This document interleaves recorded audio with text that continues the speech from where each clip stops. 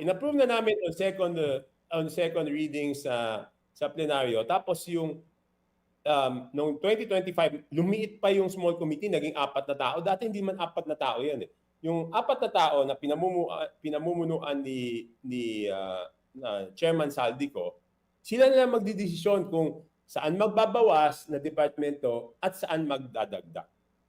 Okay. Yun po. Pero, Kaya sinasabi ko, yun ang dapat tignan, di ba? Kasi tinitignan natin yung BICAM na dapat maging transparent. Pero yes. sinasabi ko, yung BICAM, may BICAM report yon na pinipirmahan. Di ba kaya natandaan nyo last year, may mga senador na sabi, hindi naman ako pumirma dyan eh.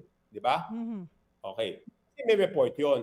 Kaya hinihingi ko yung katumbas na report ng small committee noong 2025 na pirmado nung 4 na miyembro ng small committee na chairman ng Committee on Appropriations at the time na si Chairman Saldico, Senior Vice Chair ng Committee on Appropriations na si Mika Swansing, Majority Leader, not Mika Swansing, mali. Not Mika Swansing, na Stella Kimbo. Mika Swansing was not a member of the Committee on Appropriations at the time. Sorry, my mistake. Majority Leader na si Manix Dalipe at Minority Leader na si Nonoy Libanan. So, kailangan makita doon paano nagkalipat-lipat yung pondo magmula sa isang departamento papunta sa isang departamento. Okay? At sabi ko, may mga nakita kasi ako na mga districts na lumobo yung budget nila, biglang lumaki ng sobra. 10 times the NEP. So sino ang nagdagdag doon sa distrito na yon? Yeah. Hindi natin makikita kung hindi ilalabas yung small committee report.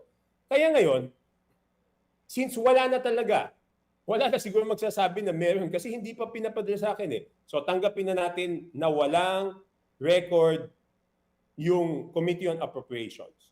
Okay? Yung Secretariat ng Committee on Appropriations. Imposible naman na si Chairman Saldico wala siya noon. Sabi, Siya na lang, at this point in time, siya na lang dapat sumagot kung nasaan yung report na yun. being the chairman also of appropriations. Pero mas mahalaga yung sa small committee di ba? Pero, Kasi ulitin ko yung dalawang distrito na pinakamalaking budget sa buong General Appropriations Act, yung NEP nila, yung proposal ng executive branch for the DPWH of their district was 2.530 billion. Pero nung lumabas yung GAA, naging 20 billion 999 million. So nadagdagan ng 18 billion 469 million. Tapos yung isa naman, 1 billion 508 million 583, naging 20 billion 795 429. Ang nadagdagan ng 19 billion 286 846. Saang lugar po yan? Saang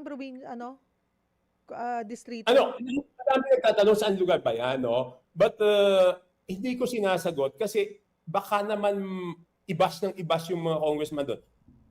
Sa tagal ko sa Kongreso, hindi kayang gawin to ng isang congressman.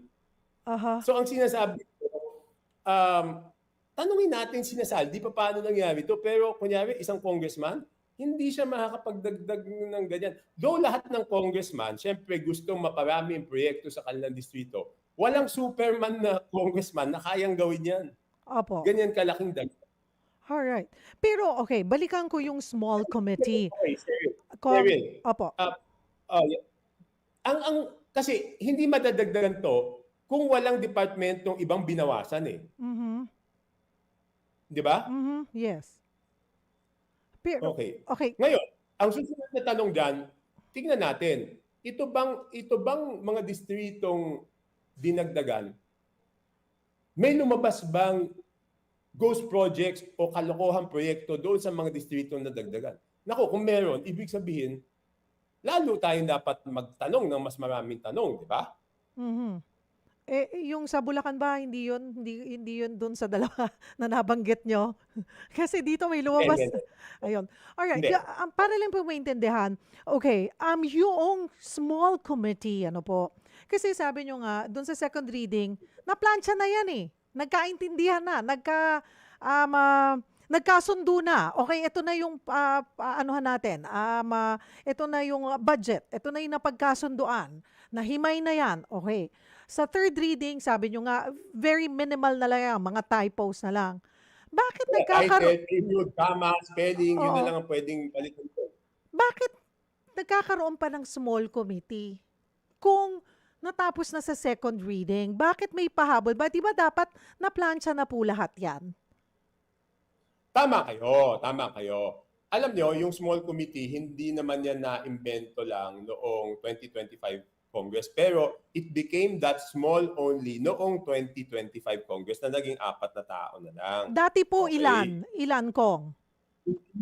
Hindi ko na matandaan. Hindi ko na matandaan, Sherry. But Alright. yung budget process, baka kasi may ibang magsasabi, ba't ngayon ka lang nag-question ng budget proseso? Hindi po totoo yan. First term ko bilang congressman, nag-question na ako ng proseso, ng budget, noong 2012 HGAB. That means tinalakayan 2011. So as early as 2011, nagque-question na ako ng proseso ng budget. At yan po ay nakatala doon sa sinasabi kong archives ng Kongreso. Isipin mo, Cheryl, yung pagtatanong ko word for word, hanggang ngayon nakatago pa rin yan doon sa archives ng Kongreso. So papaanong itong nung isang taon lang, wala yung records doon? Okay, number 1, 2011. 2013 for the 2014 HGAB. Tanong ulit ako. 2014 for the year 2015 HGAB, nagtanong ulit ako. Kaya lang, walang nangyayari kasi matatalo rin ako sa botohan, di ba? Isa lang akong independent. Kaya lang nagkaroon ng pag-asa ngayon is because si Presidente na mismo ang nagsabi na kailangan baguhin yung budget process. The previous President, wala naman sinabing baguhin yung budget process, di ba? Pero nakakapagtaka. Alam niyo ba kahit yung deliberasyon ng konstitusyon na nangyari ng dati, yung 1986 Constitution, lahat ng deliberations noon, naka-archive po, nakatago po yung records. So papaano naman na yung pinag-usapan lang noong isang taon, wala doon yung records. So wala talaga, wala.